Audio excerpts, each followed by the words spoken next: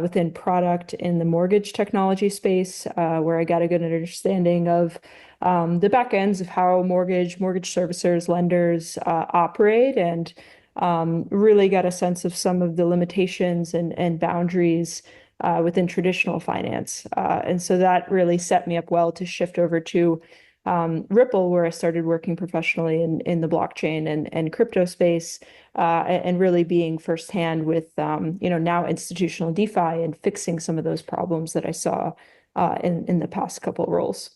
Oh, for sure. And what was your first encounter with Bitcoin or crypto, and what was your aha moment? Yeah, I think that was back in, a little bit later than some others, but maybe 2016, 2017, when Ethereum smart contracts just started to become popular. Bitcoin as a token and token trading was never really the most interesting aspect of crypto to me. To me, it was more so the underlying blockchain and smart contracts that could power entire industries in a decentralized way. So learning about Ethereum smart contracts, I think one of the earliest examples people gave was around delivering mail and certifying when packages were being delivered, and that stood out as especially interesting to remove some of the inefficiencies, trust layers, and cost structures that exist in a centralized way of doing things. VM sidechain. I've been seeing a lot of questions. I will be interviewing you today, and people are asking me to ask you about. Uh, Tell us about the private ledgers and how that works with the XRP ledger and the sidechains. Is this EVM sidechain different from a private sidechain? Yeah, so with XRP Ledger, there's the ability to create custom sidechains if you wish. And these are just like Ethereum, the EVM sidechain, it is fully distinct from the XRP Ledger. And with that, you can configure the settings as you wish. So, if you wanted to create a private permissioned sidechain for the XRP ledger, you're definitely free to do that. You can use the RippleD code base as a starting point, create a new sidechain, and then, our design decision was to use Axelar as a bridge and use XRP as the native asset.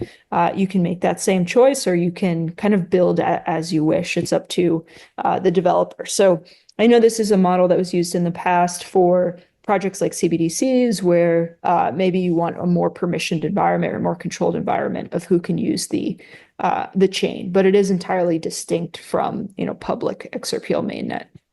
Got it. So if I'm a major financial institution and I don't want every random Joe Schmo knowing what I'm doing necessarily because I have proprietary information or customer data, whatever it is, I want to use that private sidechain.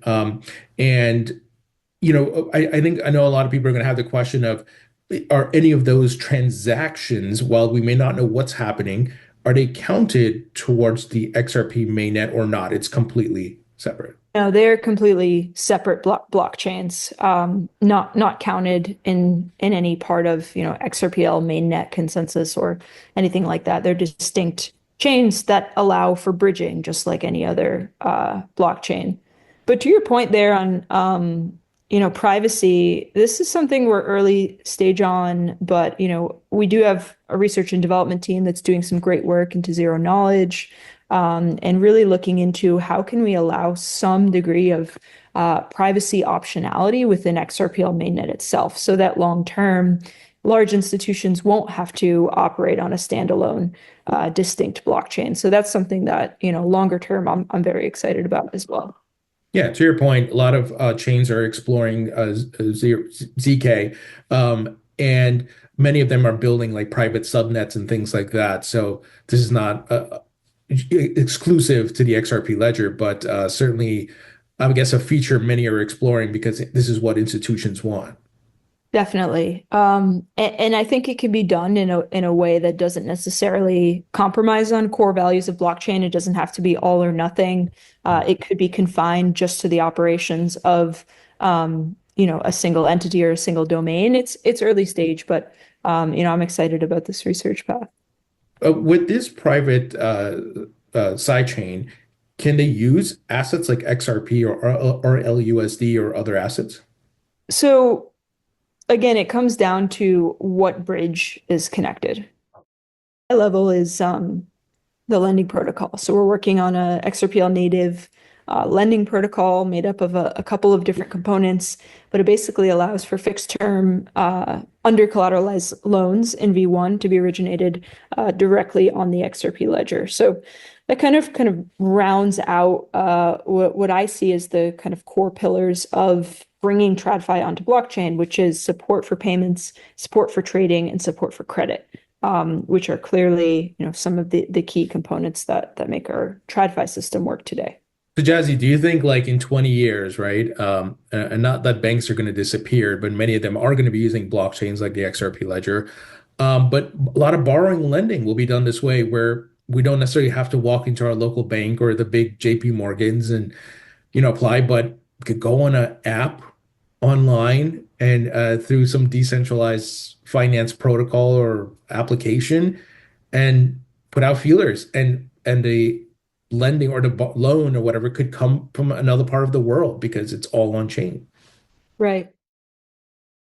Now announced that the SEC is no longer pursuing their appeal in the Ripple case. We're obviously, yeah, thank you.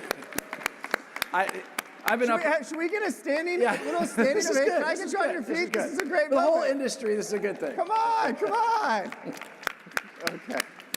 So it's been 4.5, almost 4 years and about 3 months since the SEC originally sued us.